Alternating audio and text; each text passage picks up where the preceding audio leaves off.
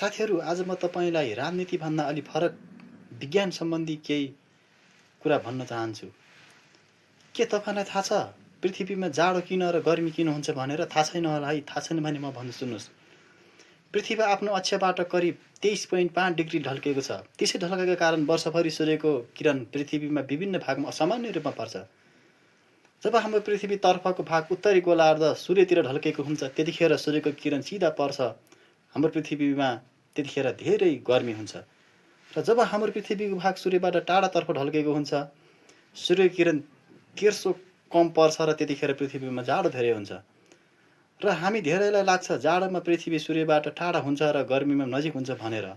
यो गलत हो साथीहरू। वास्तवमा भन्ने हो भने पृथ्वी जाडो महिनामा सूर्यबाट अलि नजिक हुन्छ र गर्मीमा अलि टाढा हुन्छ। गर्मी र जाडोको मुख्य कारण भनेको पृथ्वी आफ्नो अक्षमा 23.5 डिग्री ढल्काइको कारण नै हो।